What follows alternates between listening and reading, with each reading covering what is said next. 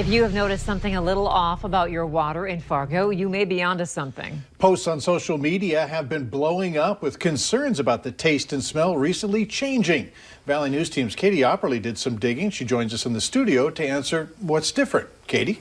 Mike, Andrea, people have not only been turning to social media. Fargo's water utility director, Troy Hall, says people have been calling the water treatment facility with concerns about their water. He says the calls first started coming in over the weekend with people saying the tap water smells and doesn't taste the same. So he started looking into it. Hall says last week they switched their water source from the Red River to the Cheyenne River, and he thinks that's why people are noticing a change. There is a construction project on the east side of the Fargo plant, so they aren't able to take from the red while this is going on. Hall says aside from it being a different source, it's completely safe and is no different when it comes to EPA regulation. We have an instrument that tests for low-level taste and odor compounds that we typically think of in drinking water. We did test 3 times last week, and it all looked good. So I think it's maybe more just a different water source that just tastes a little bit different. Hall says they do plan to switch back to the Red River either later this week or next week. But for now, the Cheyenne is their only option. Mike?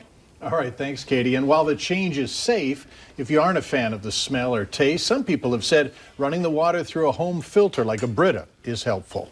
This has been a slippery day for motorists and pedestrians. Some of you wound up in a crash or in the ditch or on the ground, and it only took a little bit of snow combined with freezing temps.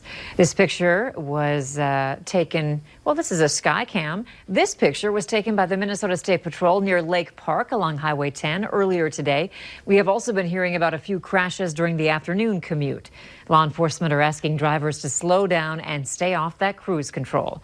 Let's find out from Hutch about tonight. He's here with your No Wait weather planner. Hutch? Thanks so much, Andrea. Most of us are enjoying quiet conditions, albeit cold and a bit on the breezy side. 20 degrees Devil's Lake, 20 in Badette as well, and temperatures only in the 20s through the entirety of the region. Closer to 30, though, down by the South Dakota border. Satellite showing some of these clouds that have been with us all day starting to break apart as we head into the evening hours. So temperatures will continue to slip down into the cool zone as we'll be near 20 degrees by bedtime tonight, with winds decreasing a little bit overnight. More snowflakes in the forecast for your Tuesday, but it does look like they hold off for the morning commute, unlike today. So I'll have details on your hour-by-hour forecast on when and where the best chance of snowflakes will be here in just a few minutes. All right, thanks, Hutch. 2 people are in jail tonight. Authorities are searching for a third person. Grand Forks police say they spotted 29-year-old Lonnie Falcon Jr., who was wanted on an outstanding warrant. He took off in the car he was in and later arrested along with a passenger, 20-year-old Cheyenne Von Dahl. A third person escaped on foot after the car was stopped. He's described as a thin black man in his 20s, late 20s or early 30s, wearing black pants and a black shirt. Call police if you have any information. Here's a traffic alert for people who take I-94 over the Red River. Crews are working on concrete repairs there. The Department of Transportation is asking drivers to slow down and pay attention while workers alternate lane closures from now until 2:30 tomorrow morning. A Fargo man's social media post stirred up dozens of comments after he called those who park in front of homes inconsiderate and disrespectful. He has since deleted the post, but highlighted that the issue starts when snow removal ramps up. New parking restrictions are in effect to prevent people from leaving their cars in certain areas. Probably unrealistic to think that we're going to be able to get every car off the city of Fargo streets every time it snows. It's just probably not going to happen. It's not realistic. If you choose to park in a restricted area, you can be ticketed. The parking restrictions are in place until April 15th. The Country Music Festival, WeFest, is canceling its 2020 show. WeFest posted on its Facebook page saying it's taking a break this next year, coming back in 2021. The post says that they want to continue bringing the music festival to Detroit Lakes, but they need a year off to plan. WeFest was recently sold to a new company named Live Nation. And tonight on Valley News Live 10 at 10, we'll take a closer look at the announcement's impact locally. After 2 years of construction, West Fargo's Cheyenne Street and I-94 interchange project is over. Today, the city and its partners celebrated the end of the more than $57 million project. Project managers say the update improves the flow of traffic thanks to 2 newly reconstructed bridges over Cheyenne Street and by turning a 2-lane rural road into 6 lanes.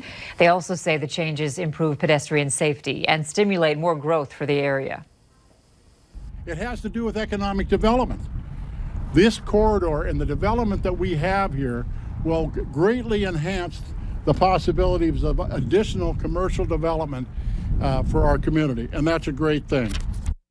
Organizers say the project also highlights the impact of federal, state, and city partnerships.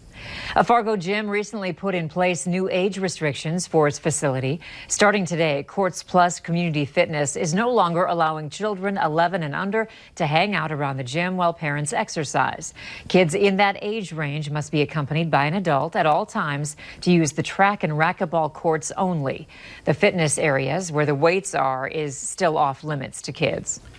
A local gaming event raised thousands of dollars for sick children. Today, Fargo's Children's Miracle Network says gamers helped raise more than $42,000 for the kids at Sanford Children's Hospital. This money comes thanks to the Extra Life Game Day event, where community members play games to raise money. A Jamestown effort to help people in need needs a little help itself. For the last 2 years, the nonprofit Laundry Love has been washing clothes for low to no income families for free. During that time, the service helped 118 people and families. Laundry Love began when someone asked a homeless person what they needed to succeed. He said, if I had clean clothes, I think people would treat me like a human being. And so that's what started the Laundry Love initiative, and now it's nationwide. The Laundry Love site in Jamestown is the only location in North Dakota. Local organizers say they need between $200 and $250 a month to keep operating. Later on Valley News Live at 6, they served our country, but they struggle with PTSD. What's being worked on in Washington to provide them with the comfort of a 4-legged friend. Temperatures for some could be on their way to single digits by morning. As we look at temperatures in Regina at 14, we're holding on to the 20s here in the Red River Valley. Your hour-by-hour forecast is coming up right after this.